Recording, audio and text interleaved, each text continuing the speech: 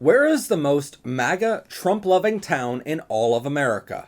Powered by rainbows, let your colors soar. Learn, live proud with the Professor Pride Store. Get everything you need to protest the felon-in-chief, including books, pins, stickers, hats, and more at ProfessorPride.com. Convicted felon Donald Trump stole over $8.4 trillion from taxpayers, threatens to kill millions of people on a weekly basis, and gets upset whenever someone he endorses doesn't win an election. From governors to Congress members and even dictators, a majority of the candidates Trump endorses end up losing their elections. By the way, congratulations to Hungary on overthrowing Viktor Orban recently. But it made us wonder, with Trump trying desperately to be a dictator, who still supports him anyway?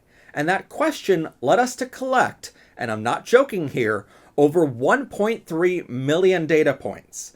We looked at how many votes each county in America had for Trump in 2016, 20, and 24. On a federal level, we looked at every MAGA Republican that voters chose in the House and the Senate. On the state level, we looked at every Trump-supporting governor, state representative, or senator. We even went to a local level and looked at every mayor, city council member, and school board member. While a majority of local officials say they're nonpartisan and never like to put Democrat or Republican on their websites, their personal pages tell a much different story. So we collected all of that data. Oh, and then we collected all of it for the past 10 years, since Trump showed up in the political spectrum, to really see where he gained support and where he lost it over time. Finally, those numbers assigned each town a score, and we rank them from best to worst. So we're going to start off with the most anti-Trump state, and work our way down to the most fascist state in the country. We're going to move quickly through the states because there's so many interesting things to tell on a more local level. Then we'll narrow it down to the county level, and finally we'll see what town is the most fascist in all of America. You can pause the video at any state to see their score individually, but coming in at number 50 on our list, the most anti-Trump state in the country, Rhode Island, with a near-perfect score of 87.6% in favor of Democrats. Number 49, Massachusetts, Hawaii, California, Maryland, Delaware, New Jersey, Connecticut, Illinois, New York. Number 40, Colorado, New Mexico, Oregon, Nevada, Washington, Vermont, Virginia, Maine, Minnesota, Pennsylvania. Number 30, Michigan, New Hampshire, Arizona, Wisconsin, Georgia, Alaska, Texas, North Carolina, Montana, Mississippi. Number 20, Missouri, Ohio, Iowa, Florida, Louisiana, Kansas, Nebraska, South Carolina, Indiana. Number 11, Alabama. Now for our top 10. At number 10 is Tennessee, with 78.91% voting record for Trump Republicans. Number 9, Kentucky votes 81.33% of the time with Trump Republicans. Number 8, Utah. They vote 81.58% of the time with Trump supporters. Number 7, Arkansas, who votes 82.07% of the time with Trump Republicans. Number 6, Oklahoma, with a Trump score of 82.5%. Number 5, Idaho, which votes 86.73% of the time with Trump Republicans. Number 4, North Dakota. They vote 89.19% of the time with Trump. Number 3, West Virginia, which votes 91.55% of the time with Trump Republicans. Number 2, Wyoming. They vote 92% of the time with Trump. And coming in as the most fascist-loving state in the country, South Dakota, who votes with MAGA 92.86% of the time. Over the past 10 years, South Dakota has not wavered its support of Trump.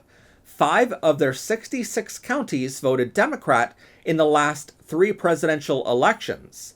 One of their counties, Ziebach County, voted for Trump in 2016, then Biden in 2020, but then went right back to Trump in 2024. South Dakota's state House of Representatives has 5 Democrats and 65 Republicans.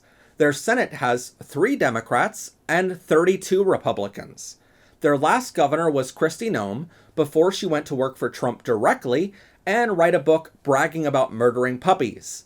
But she was replaced by Larry Roden, who massively supports concentration camps for American citizens, is proud of his stance against women's health care, and signed a bill to ensure people won't come, quote, under assault for worshiping God, as if in South Dakota that was happening in the first place. But we didn't want to stop there. Like I said, we had over 1.3 million data points, so why not narrow it down even further and find the most fascist county?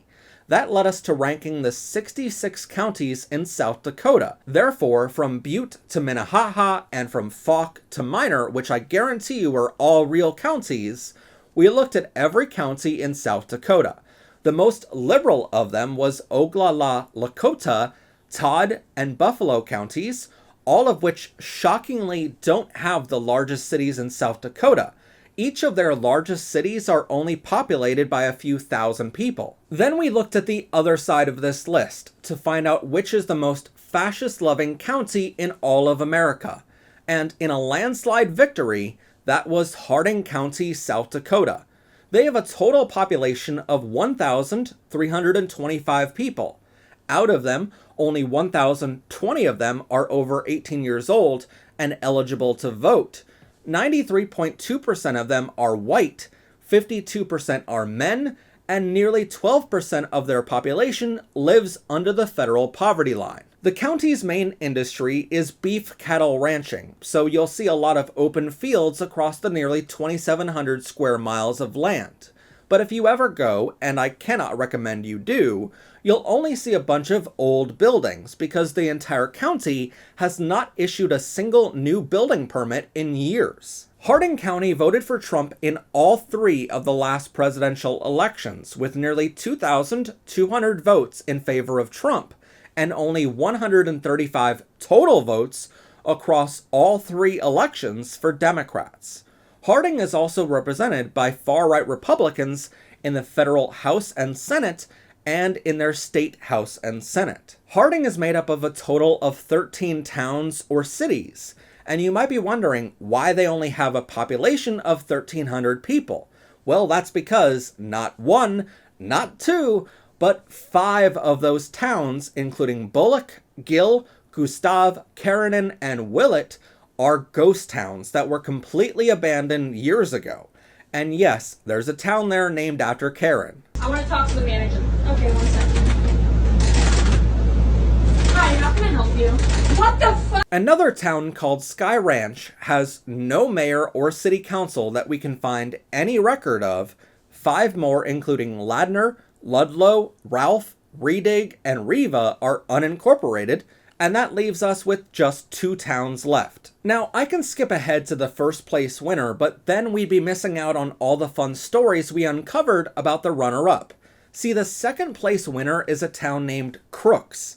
Yes, the second most Trump-supporting town in all of America is called Crooks, and the citizens there call themselves the Crooks. For those paying attention, you'll notice a weird similarity here to a man named Thomas Matthew Crooks, who allegedly tried to shoot Donald Trump in Butler, Pennsylvania, even though Trump's ear grew back faster than Kristi Noem's love for killing puppies. Like I said before, in rural communities like this, it's not like local politicians put Republican or Democrat next to their name on a ballot or their websites.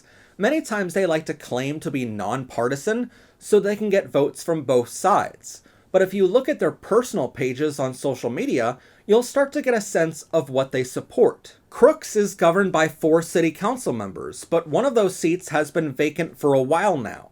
The other 3 include Mike Harstad, who follows a bunch of liberal comedians like Steve Hofstadter, Jimmy Kimmel, and more. Eric Shute and Alan Beret both support liberal causes and sometimes even attend Pride events. But their mayor is F. Butch Osseby, which is a terrible way to sign your name, by the way. It's like he's saying F him the entire time. And considering his policies, I tend to agree. F. Butch is very outspoken for his support of building data centers across the open farmland of Crooks. The same farmland they currently use for their main industry of cattle ranching, he thinks should be replaced with warehouses and data centers to kill the environment. Now, if a giant corporation wants to waste their money building a server farm in the middle of Tornado Alley, I don't really want to get in their way. But we really cannot blame F. Butch here. After all, he's pretty new to the job of being mayor. In 1997, he was convicted of the federal crime of bribing a public official. And I can hear you asking, what happened to the old mayor then? Well, their old mayor was reportedly fired after he was charged with murdering 3 people. What the hell is this town? See, it was worth talking about the second place winner. Anyway, that leaves us with the #1 most fascist Trump-supporting town in all of America. Buffalo, South Dakota. With a population of just 278 people, it has the same federal and state elected officials as Crooks. It even has the same 5 school board members because Harding County only has 1 school district. But the reason Buffalo ranked at #1 in all of America was because of its 5 city council members. First is Doris Dagman, who is shockingly a man with the name Doris. Now, I can show you all of the Republican things he likes, but there's quite possibly no image on the entire internet that screams Trump lover more than this one. Second is Jason Lindholm, who shares posts from the Christian Broadcasting Network, or CBN, a known propaganda tool for Trump. He follows the terrorist Charlie Kirk and posts how awful Democrats are all the time. Third is Tex Lermany, who regularly shares posts in support of ICE, concentration camps for American citizens, and lies about Minnesota daycares. He massively supports Russia, he shares racist posts all the time, and just to ensure everyone knows how tiny his dick is, he sprinkles in a little transphobia every so often. Fourth is John Klemple, who doesn't want you to think Tex Lermany is the only racist in Buffalo. He shares racist posts all the time too, and is a proud supporter of the terrorist Charlie Kirk too. He wants you to know that he's homophobic, transphobic, and a huge supporter of Clarence Thomas. John claims to be against pedophilia and condemns alleged pedophiles online when someone in his community of 200 people is charged with raping an underage girl. But he also shares almost everything in support of Donald Trump, a man who is the world's most notorious pedophile. That's right, Trump, sue me for calling you a pedophile. Just remember, the first thing I'm asking for in discovery is the full unredacted Epstein files. But if John was so concerned with the safety of children, perhaps he should look at his own city. On a completely unrelated note, the 5th city council member of Buffalo, South Dakota is Brandon Schleining. When Brandon ran for city council, he missed the incredible opportunity to use the slogan, "Let's go Brandon." But on the surface, he's just your average fireman who owns his own tire and lube garage in town. He dresses up as Santa for the kids in the neighborhood to sit on his lap and make their list for Christmas. But then we started looking at his interest, and we noticed a weird trend. For legal purposes, I'm in no way saying anything inappropriate is going on here, but he does follow an awful lot of adult film accounts that feature very, very young girls that, to me personally, look like they could be teenagers. And for a city council to be filled with Trump supporters who openly share their support of terrorists responsible for the January 6th attack on our Capitol, share homophobic, transphobic, and racist views, share their support of Mother Russia, and follow young girls on Facebook, there is nothing in the world that's a more perfect expression of everything Donald Trump is than that. The town of Buffalo, South Dakota was established in 1909 and named Buffalo because the citizens there saw large herds of bison and mistakenly called them buffalo. Don't worry, the area's education doesn't get much better from there. It has a total population of 278 people, and most of those are very old white men. Their median age is over 57 years old. And when I say most of their population is white, I mean only 5 people in the whole town are not white. Most of the residents there work in retail, such as the one grocery store, construction, or for the government, with very low wages. When we went exploring the town, by far the nicest building was the library, which has the sheriff's office literally in the same building out the back door. When it comes to education, their school, which is outside the city limits, ranks at number 50 out of 145 school districts in South Dakota. Their teachers and school lunch programs are rated high, which is good because for nearly 30% of the kids there, the school lunch program is likely their only meal of the day. Their academics, clubs, resources, administration, and even sports programs rank a bit lower. Then, of course, their diversity and college preparedness rank terribly. I'm sure their town does not want me to mention how only 62% of their citizens are proficient in reading English, and only 52% are proficient in basic mathematics. I'm sure this is why they are so fooled by everything Trump says, because in fairness to them, you would first need to know how to read before you ever check the credibility of anything Trump says. While their population is very small, they make up for it with bingo on Friday nights for seniors and 3 Christian churches, one of which is across the street from a liquor store and a bar. Some local attractions you might find include a town park, a giant statue of a buffalo, and a museum dedicated to buffalo, which again, were never in the town. That was bison. Their town government spends most of its money on normal things like public safety, water, and sanitation. Oh, and according to their most recent financial audit in 2024, they spent $6,000 of taxpayer money on liquor. But don't worry, as of a few months ago, one of their main agenda items at their city council meeting was talking about making sure there was air conditioning at the local bar.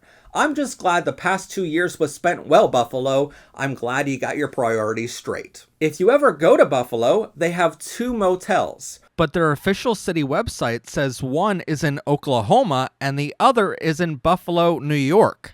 I'm just guessing someone in the city office was too drunk making their city website to realize they're advertising for people to go stay at a hotel 1,500 miles away in New York. And that town of Buffalo, New York is where we suggest you actually visit instead of this one in South Dakota. Otherwise, you might end up like this woman who we found roaming the dirt roads alone in a wheelchair, staring off into the abyss that is South Dakota. Powered by rainbows, the learning never stops.